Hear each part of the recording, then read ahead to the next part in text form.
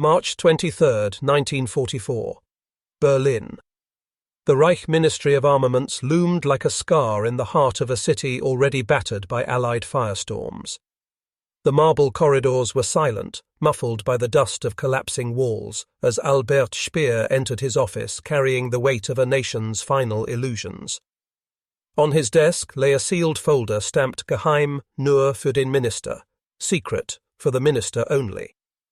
Its presence was ominous, its contents forbidden even for most of Hitler's inner circle. The room smelled faintly of ash, carried in through broken windows from smouldering ruins outside, where Berliners clawed at rubble to uncover the dead. Inside the folder, however, lay something far more devastating than the bombs raining down: the truth. Speer opened it slowly, each page a dagger of arithmetic precision compiled by Germany's battered intelligence network. The figures stared back at him with a cold indifference that no propaganda could erase. The United States, dismissed for years in Nazi circles as decadent, soft, and incapable of sustained war, was producing aircraft at a rate that defied logic. Not 30,000, not even 50,000. The reports showed 96,000 American aircraft scheduled for completion in 1944 alone. By comparison, all of Germany's desperate efforts, the miracles Speer had orchestrated by reorganizing shattered industries and dispersing factories into forests and caves, amounted to barely 40,000 machines. The paper trembled in his hands as he tried to calculate the implications. This wasn't a surge, a temporary feat of industry, but a sustainable rhythm. The Americans had turned aircraft into automobiles, rolling them off production lines in numbers so vast that Germany's entire Luftwaffe could be replaced in a matter of weeks. Photographs confirmed what numbers alone suggested: endless assembly halls stretching farther than theatres, as I could see, where wings, fuselages, and engines moved along conveyor belts with mechanical precision. Sweden, Switzerland, and even neutral diplomats had smuggled out reports. Factories where a 4-engine bomber, each one larger and deadlier than Germany's fighters, was completed every 63 minutes. Through the tall, soot-streaked windows of his office, Speer looked out at Berlin's craters and broken glass. The truth was not whispered now, it screamed from every page of the folder. Germany had challenged an industrial titan it never understood. And in that moment, amid the silence of a bomb-shattered city, Albert Speer realized something that most of Hitler's inner circle still denied. The war was already lost, not on the battlefield, but in the factories of America. 2 nights later, deep in the Führerbunker's smoke-choked briefing room, Speer placed the folder on the long map table. The air was heavy with sweat, tobacco, and the sour stench of damp concrete. Hitler sat hunched at the head of the table, his shaking hand clutching a pencil, his eyes darting nervously between maps littered with red arrows plunging into the Reich's bleeding heart. Around him, generals argued over imaginary counterattacks, insisting the Eastern Front could be stabilized, that miracle weapons would soon reverse the tide. It was theatre now, grim, desperate theatre played for an audience of one man who refused to hear truth. Speer, however, knew the time for illusions was ending. He spoke quietly, his voice almost drowned out by the rumble of Allied bombs overhead. "Mein Führer," he said, "we must face the reality of our situation. These numbers are not speculation. They are fact. The Americans are producing aircraft at a scale never before seen in history." He opened the folder, spreading the pages across the table. Black and white photographs slid forward. Rows of B-17 flying fortresses lined up wing to wing, the assembly lines of Boeing and Douglas stretching like steel cathedrals. Hitler leaned forward, his pale eyes narrowing. For a moment, silence hung in the room, pierced only by the muffled thud of bombs and the nervous shifting of men in grey uniforms. Then, with a sudden burst of fury, Hitler slammed his fist onto the table. "Lies!" he shouted. "Exaggerations, enemy propaganda. America is a mongrel nation, incapable of sustaining such an effort. Their will is weak. Their people have no discipline." His voice echoed through the bunker, trembling with both rage and fear. But Speer did not flinch. He pushed another sheet forward, raw figures of steel, aluminum and oil production, intercepted shipping manifests, and reports from Neutral Observe. Of course, the evidence was irrefutable. Hitler's trembling hand froze above the documents. For a brief second, the mask of defiance slipped. His eyes, bloodshot and sunken, flickered with something Speer had rarely seen in him before: doubt. The generals avoided eye contact, their silence betraying the terror of confronting reality. They clung to fantasies of jet fighters, vengeance weapons, and secret projects hidden in the mountains. Yet the numbers lay before them like a death sentence. Germany had gambled everything on speed, surprise, and terror. But across the ocean, an industrial machine had awakened, one so vast that even victories on the battlefield no longer mattered. The Reich was not being defeated in Russia or Normandy. It was being smothered under the weight of American steel. When the meeting finally broke, the bunker's corridors swallowed the generals in silence. Boots scraped across the damp floor as one by one they disappeared into the labyrinth below Berlin. Speer remained behind, gathering the scattered documents, the echo of Hitler's outburst still ringing in his ears. He knew the truth had not been absorbed, only rejected. For Hitler, numbers were abstractions, while willpower was tangible. But Speer had seen the factories. He had seen the figures carved into cold ink. The truth did not need belief. It would manifest in firestorms over German cities and steel rain upon its armies.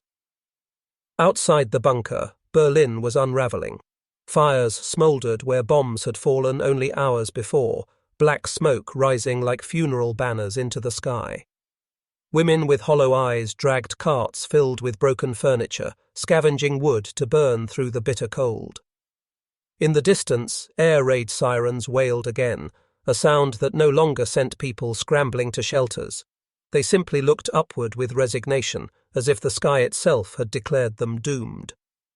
Children, barefoot in the rubble, played beside unexploded shells, too young to understand that their empire was dying. The folder Speer carried under his arm weighed more than paper. Inside it, reality screamed. A reality the German people were not allowed to hear, drowned out instead by propaganda broadcasts of final victory and miracle weapons. Goebbels' newspapers shouted of vengeance and secret technologies, while on the ground, rail lines lay twisted, bridges shattered, and factories reduced to piles of brick and steel. Speer returned to his ministry, walking past the shattered facades of government buildings. He thought of the reports hidden within that folder. American B-24 Liberators rolling off lines in Willow Run, a bomber completed every single hour. He thought of the assembly plants. In Detroit, once building cars, now transforming into engines of war. Entire production runs of tanks, trucks and aircraft dwarfed Germany's wildest ambitions. Where Germany fought a war of scarcity, America fought a war of abundance. Inside the ministry's office, Speer locked the folder in his desk drawer. He knew what he had seen, and he knew that history would not forgive this silence. Yet he also understood the danger. To speak too loudly was to invite suspicion, even execution. And so the truth remained locked away, sealed in silence, while Germany continued to march toward its grave, blinded by its own illusions. Hundreds of miles away from Berlin's crumbling streets, the skies over Europe told the story that Hitler refused to read in Speer's folder. On the morning of April 8, 1944, the hum of engines began before dawn, a low vibration that rolled like thunder across the English countryside. At first it was a whisper. Then it grew, filling the air with a mechanical roar that shook barns, rattled windows, and sent farmers' children racing outside to watch. Rising into the sky were the bombers, endless silver phantoms of steel. B-17 flying fortresses and B-24 Liberators, their wings catching the pale morning light, lined the horizon in formations so vast that they seemed to blot out the sun itself. Men who watched from below swore the sky turned into a river of metal. Pilots sat at their controls, cigarettes burning between lips cracked from the cold, while gunners loaded belts of ammunition into their guns with shaking hands.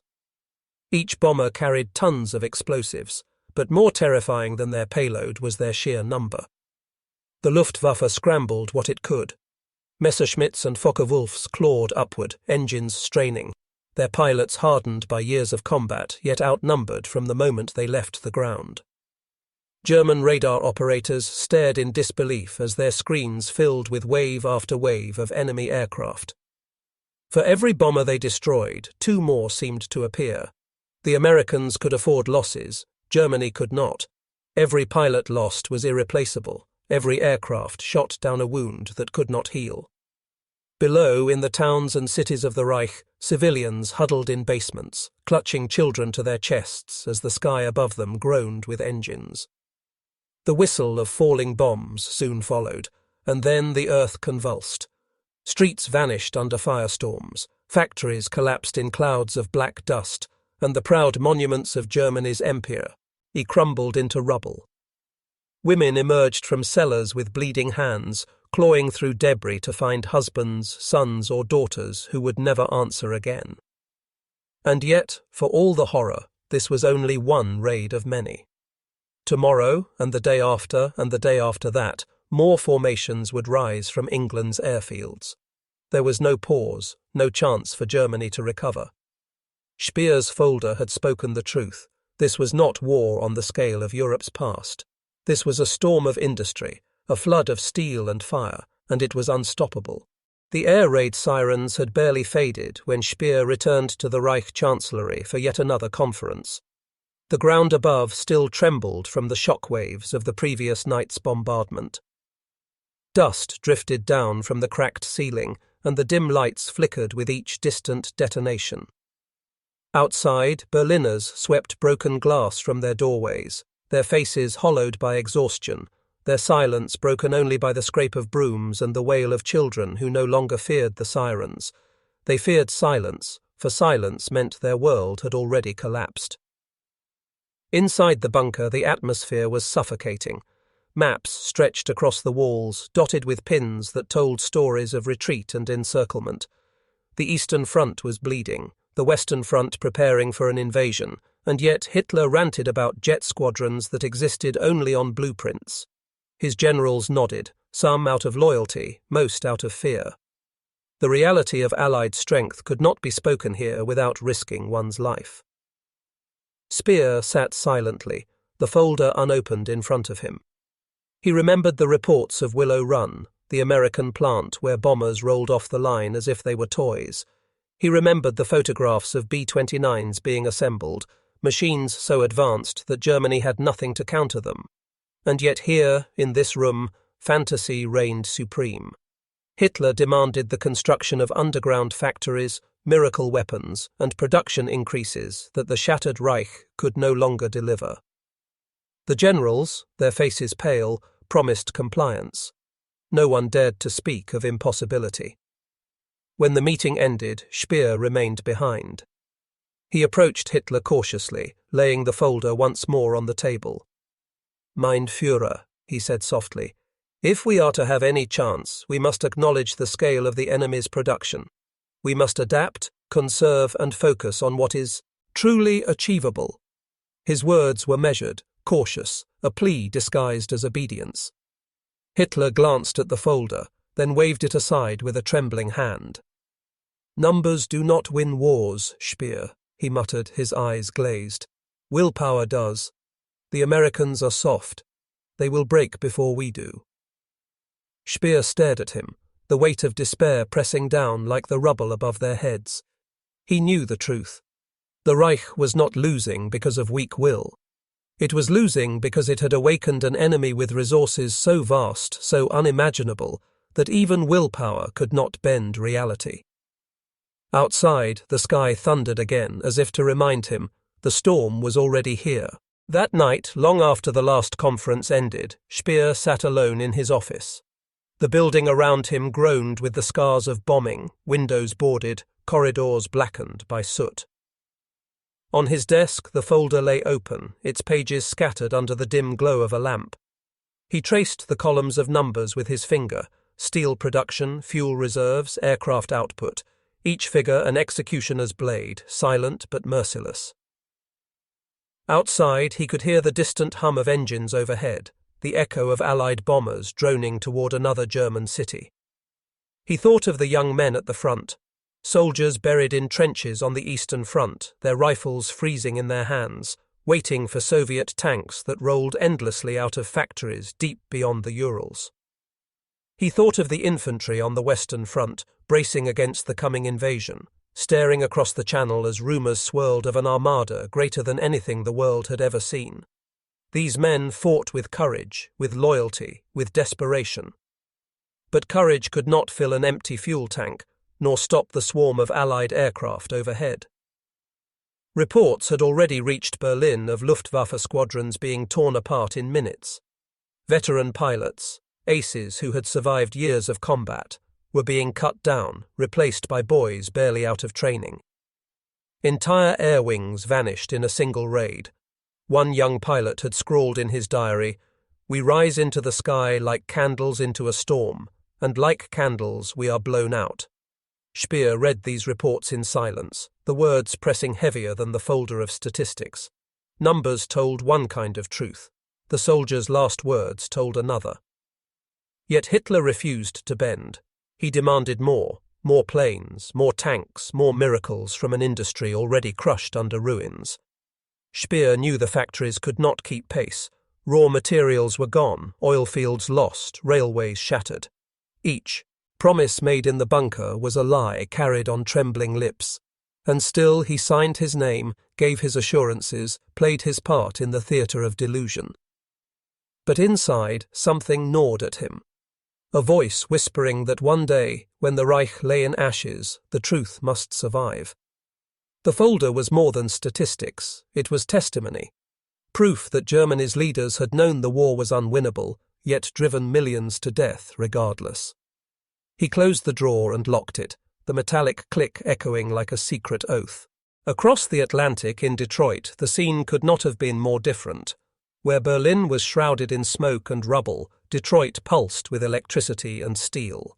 The Ford plant at Willow Run stretched farther than the eye could see, its assembly lines roaring day and night without pause. Men and women in work overalls moved like clockwork, riveting, welding and assembling with a rhythm so precise it resembled a dance. At the peak of production, a B-24 Liberator bomber rolled off the line every 63 minutes. Every hour, a machine of war more powerful than anything Germany could muster took to the skies. Entire families worked side by side, fathers shaping fuselages, mothers wiring instruments, sons driving forklifts, daughters sewing parachutes. It was not only a war of soldiers, but of citizens. Housewives became factory workers, farmers' sons became mechanics, students became engineers. The United States had harnessed not only its resources but its very people, turning every household into a weapon of war. And unlike Germany, which fought with scarcity and rationing, America's production seemed limitless. Mountains of aluminum, rivers of oil, forests of timber, all flowed into the war machine. Meanwhile, in Germany, Speer walked the bombed-out ruins of a once proud factory near Essen. Its roof had collapsed, its machinery twisted beyond repair. Workers, thin, exhausted and hungry, struggled to salvage what they could under the watchful eyes of armed guards. Children carried bricks, women hauled scraps of steel, and old men swept shattered glass. This was not industry, it was desperation. The contrast was staggering. For every bomber destroyed in a raid, America would replace it within hours. For every German fighter shot down, there was no replacement to give. Speer could see the trajectory clearly. Germany was fighting a war against a factory floor that never slept. And the truth was merciless. No matter how brave its soldiers, no matter how innovative its weapons, the Reich could not outbuild a continent-sized arsenal. The skies of Europe were becoming the stage where two worlds collided, one powered by illusion, the other by abundance. As Speer stood among the ruins, a single thought struck him with chilling clarity. The war was no longer being fought on the front lines of Russia or France. It was being fought here, in the heart of shattered factories, in the silence of empty warehouses, in the hunger of workers too weak to lift steel. And in this battle, Germany was already defeated. The roar of engines filled the sky over northern France as Oberleutnant Karl Fischer pulled his Messerschmitt Bf 109 into a steep climb. Sweat stung his eyes, his oxygen mask pressed tight against his face, the canopy rattling with each burst of turbulence. Ahead of him, the horizon was no longer blue. It was filled with silver. Dozens, then hundreds of American bombers stretched across the heavens, each one bristling with guns, each one escorted by swarms of P-51 Mustangs. The Luftwaffe had always fought against odds, but now the odds were beyond comprehension. Karl's radio crackled with frantic voices, clipped orders shouted over static. Achtung, 10 Uhr hoch, Mustangs, 2 Staffeln! The warning came too late. Out of the sun, American fighters dove like hawks, their engines howling. Karl yanked his stick, bullets ripping past his canopy, tracer fire glowing red against the morning light. His wingman never had the chance to evade. The Messerschmitt beside him exploded in a fireball, its fragments scattering like sparks before tumbling into the fields below. The battle was not a fight. It was a slaughter. For every bomber they tried to bring down, 10 Mustangs descended to protect it. Each fortress carried gunners who unleashed streams of lead in every direction. The Luftwaffe's few remaining veterans fought with desperate skill, diving through walls of fire, their ammunition dwindling with each pass. Karl lined up a shot on a bomber's wing, squeezing the trigger until smoke poured from its engine. For a brief second, triumph surged through him, until another Mustang slid behind his tail. Warning bells shrieked. He dove, engines screaming, the sky a whirl of contrails and flames. Below, civilians in the villages craned their necks, watching the deadly ballet above them. Children pointed at the falling planes, not knowing whether the flaming wreckage carried German taunts or American boys. Farmers dove for cover as metal rained from the heavens. The sky was no longer a shield, it was a graveyard. Karl barely limped back to base, his aircraft riddled with holes, his fuel nearly gone. On the tarmac, he saw the truth in silence. Rows of empty spaces where aircraft should have been, pilots missing who would never return. Mechanics worked with bare hands, salvaging parts from wrecks, but there were never enough replacements. He sat in his cockpit, helmet in his lap, staring at the horizon filled with black smoke. The folder Speer had carried was not numbers to him. It was the sky above, endless and merciless, filled with American steel. The ground shook as another wave of bombers passed overhead. In Hamburg, Cologne and Dresden, the sound had become as familiar as church bells once were. For the people below, it was not war fought with rifles and tanks. It was survival against firestorms that devoured entire neighborhoods.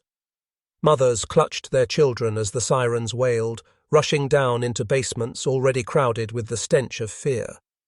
Fathers, too old or wounded to fight, pressed their backs against trembling walls, counting seconds between detonations. The bombs fell without mercy. Streets erupted in fountains of fire, buildings collapsed like sandcastles, and firestorms consumed the oxygen from the air itself. In Dresden, survivors described how the flames leapt from rooftop to rooftop until the entire city glowed like a furnace.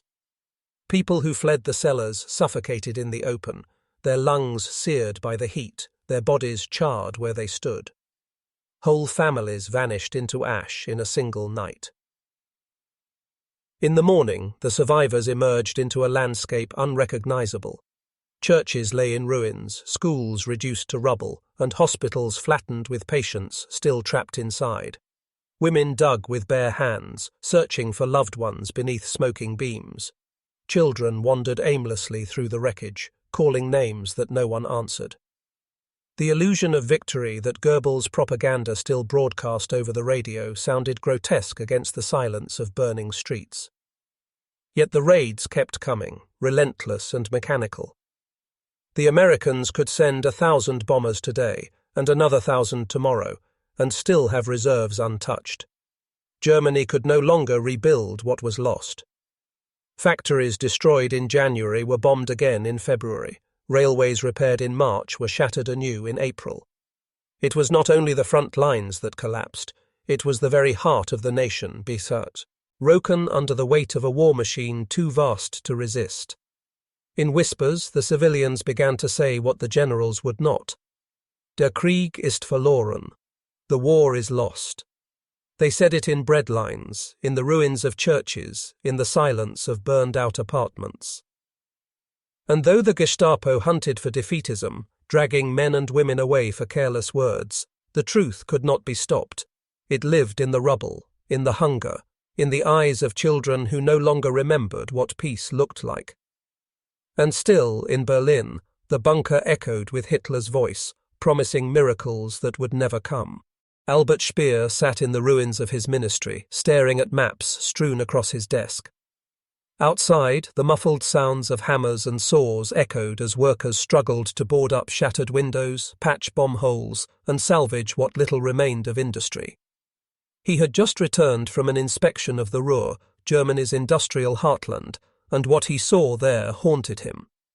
Entire towns reduced to smoking ruins, factories flattened, power plants gutted. Trains sat motionless on twisted rails, their cargoes of coal abandoned. Once this had been the engine of the Reich. Now it was a graveyard of steel. And yet, in the Führerbunker, the illusion continued.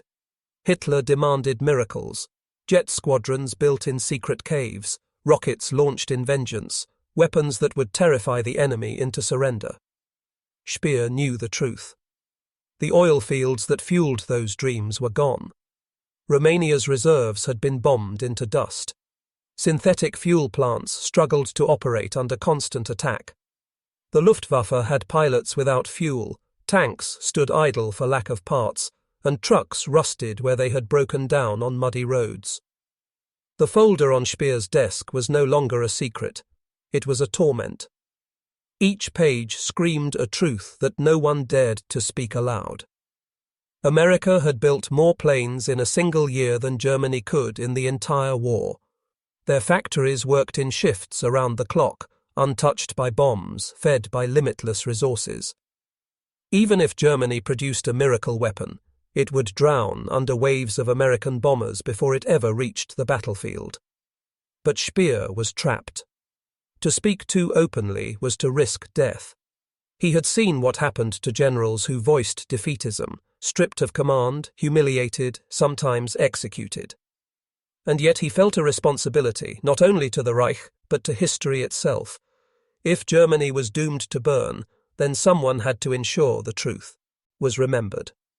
That this was not a war lost by cowardice, but by mathematics. Not by weakness of spirit, but by overwhelming force that no willpower could deny. Speer leaned back in his chair, exhaustion carved into his face. Around him the walls shook again as Allied bombs struck somewhere in the city. Dust drifted from the ceiling like falling ash. He thought of the people outside, the women digging through rubble, the children huddled in shelters, and he wondered how many more would die before Hitler finally faced what lay inside this folder. But deep down, Speer already knew. Hitler would never face it. He would drag the entire nation into the abyss before admitting defeat. By the spring of 1944, the Channel coast was no longer quiet. From the southern ports of England, the build-up was unmistakable. Armoured columns rolling through narrow villages, fields transformed into oceans of tents, the skies thick with aircraft.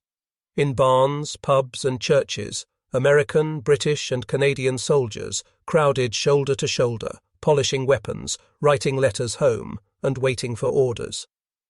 The invasion had been whispered for months, but now it was no longer a secret, it was a certainty. The only question was when. Factories in the United States poured their lifeblood into this operation. In New Jersey, rifles and machine guns were stacked in endless rows. In Detroit, Sherman tanks rolled off assembly lines by the hundreds, their engines already humming as they were loaded onto ships. The seas themselves became highways of steel, Convoys of landing craft, liberty ships, and troop carriers stretching across the Atlantic.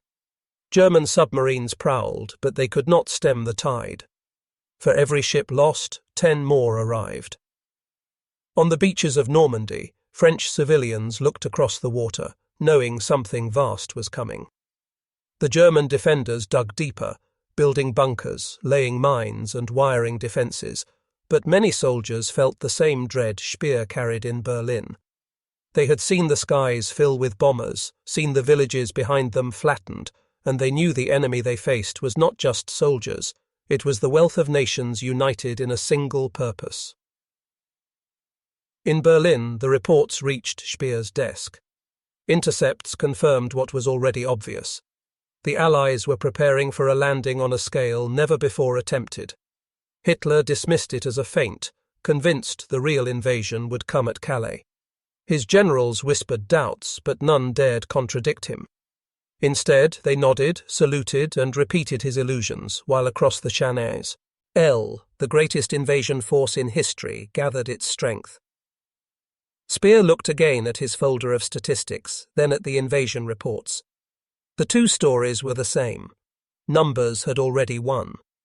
America could land 1 million men in France, and within months replace every weapon, every vehicle, every plane lost. Germany could not. For every fortress built along the coast, for every mine buried in the sand, there would be more soldiers, more tanks, more planes pressing forward. In the quiet of his office, Speer whispered words he could never speak aloud. The invasion would not decide if Germany lost. It would only decide how quickly the end came. It began in darkness. The German sentries along the Normandy coast stood shivering in the salt wind, staring into the black expanse of the Channel. For weeks they had been told to expect something, but nothing could prepare them for what came that night. First, the distant drone of engines, low, constant, unending. Then the sky itself began to rumble as wave after wave of Allied aircraft crossed overhead. The defenders looked up and saw not stars, but shadows. Hundreds, then thousands, paratroopers dropping silently into the fields behind them. Fires lit the horizon. Radios screamed confusion. What was happening? Was this the real invasion, or just another trick? Then, just before dawn, the sea itself seemed to move. German gunners rubbed their eyes in disbelief. From horizon to shore stretched a forest of ships, battleships, destroyers, cruisers, transports, and endless rows of landing craft. The ocean looked alive with steel, a swarm that stretched further than the eye could see. Some defenders froze, unable to comprehend it. Others rushed to their positions, fumbling ammunition belts, slamming shells into guns, praying the Führer had been right, that this was just a diversion. The bombardment began. Allied warships opened fire, their cannons tearing the coastline apart. Bunkers shook like tin cans, concrete splitting as shells hammered the defences. One German officer would later write that it felt like the very earth was being ripped open. When the smoke cleared, the sea delivered its next wave, landing craft grinding onto the beaches, their ramps crashing down as soldiers stormed into the surf. The defenders fired with everything they had. Machine guns raked the sand, tearing apart men before they could even take cover. Mines exploded beneath boots and treads. For a moment it looked like the sea itself might turn red with blood, but then more landing craft came, and more, and more. For every man who fell, 10 more pushed forward. The Americans at Omaha, the British at Sword and Gold, the Canadians at Juno. Each line staggered, but none broke. Slowly, painfully, they clawed their way inland. By noon, the beaches were a graveyard of burning vehicles, shattered bodies, and broken defences. German soldiers who had believed in Hitler's promises of an invincible Atlantic wall now stared in silence at the endless reinforcements pouring ashore. They realized what Speer already knew. This was not just an invasion. It was the industrial weight of an entire world, crashing down on a fortress built on lies. The first reports arrived at dawn, frantic voices over static-filled radios. German outposts along the Normandy coast were under attack, they said. Paratroopers landing inland, ships offshore, heavy bombardments along multiple beaches. In the Reich Chancellery, the news was rushed through corridors still smelling of smoke and damp concrete, into the war rooms where Hitler's generals gathered with drawn faces. But Hitler himself was asleep. His staff, knowing the fury that came with waking him too early, hesitated. Hours passed while the greatest invasion in history unfolded, while men bled into the sands of Normandy, while Allied tanks crawled off landing craft and began their push inland. Only around 10 a.m. did Hitler finally stir from his chambers, and when the reports were placed before him, he waved them away with irritation. "No," he snapped. "This is not the real attack. The main blow will come at Calais. That is where they will strike." His generals exchanged uneasy glances, but said nothing. They had studied the maps, seen the intelligence, and knew this was no diversion.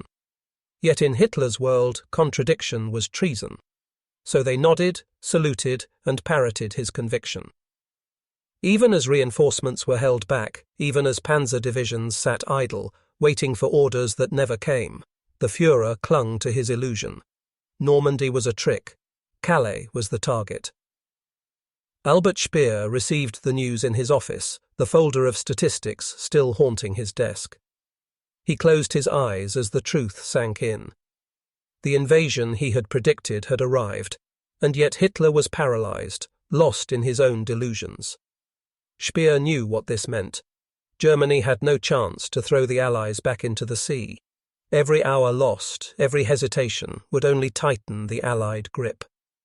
Meanwhile, in Normandy, German soldiers who survived the morning bombardments were sending desperate pleas for help. "We are being overrun," one transmission crackled. "The sea is filled with ships. We cannot hold."